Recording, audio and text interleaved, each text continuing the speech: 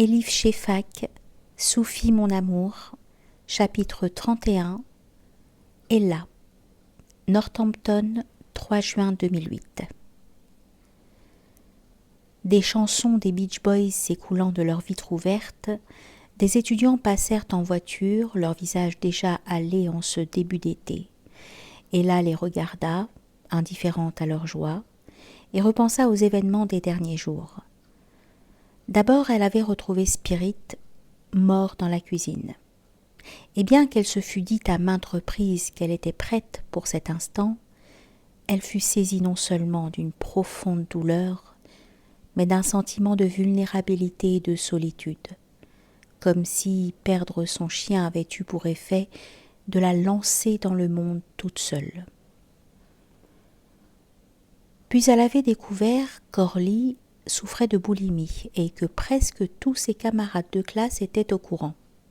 Elle fut alors submergée par une vague de culpabilité qui la conduisit à douter de ses relations avec sa plus jeune fille et à remettre en question son bilan en tant que mère.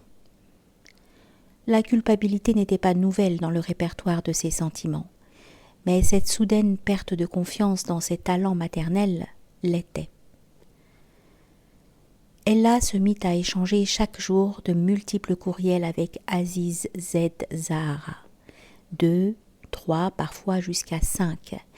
Elle lui parlait de tout et, à sa grande surprise, il répondait toujours immédiatement. Ella n'en revenait pas qu'il trouvât du temps, voire une connexion Internet, pour consulter son courrier tout en voyageant dans des lieux aussi reculés.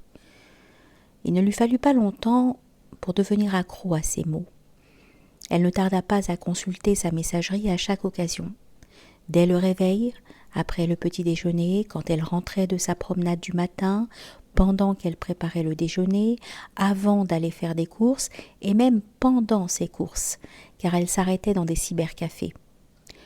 Quand elle regardait ses émissions préférées à la télévision, quand elle coupait des tomates au club de cuisine, quand elle bavardait au téléphone avec ses amis ou quand elle écoutait les jumeaux parler du lycée et de leurs devoirs, elle gardait son ordinateur ouvert.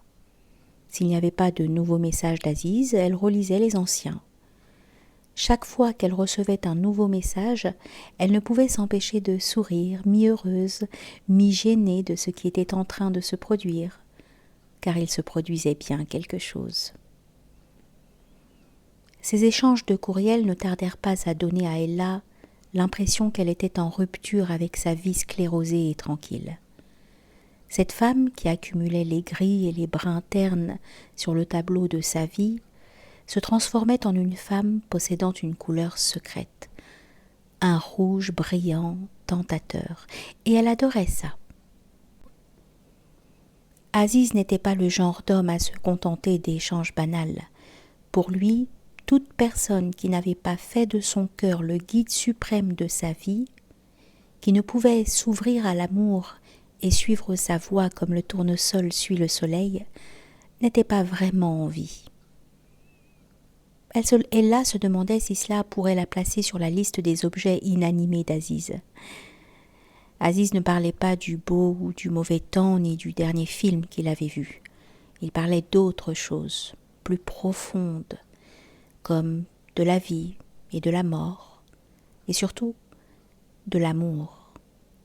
Ella n'était pas habituée à s'exprimer et à exprimer ses sentiments sur de tels sujets, surtout à un étranger.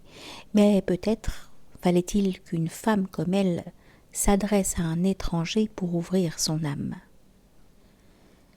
S'il y avait un soupçon de flirt dans leurs échanges, Ella le trouvait si innocent qu'il ne pouvait que leur faire du bien à tous les deux. Pourquoi ne pas flirter ensemble, placés comme ils étaient dans deux coins infiniment distants du cyberespace labyrinthique ? Grâce à cet échange, elle espérait recouvrer une fraction du sentiment de sa valeur qu'elle avait perdu pendant son mariage.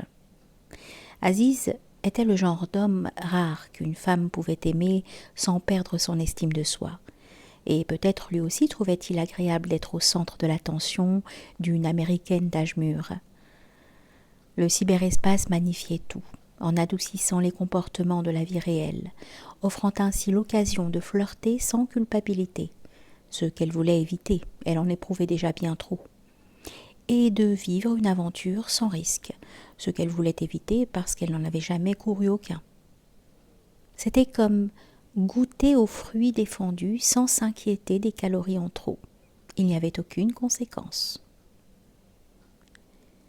C'était peut-être un blasphème pour une femme mariée, pour une mère de famille, d'écrire des courriels intimes à un étranger, mais étant donné la nature platonique de leur relation, Ella décida que c'était un doux blasphème.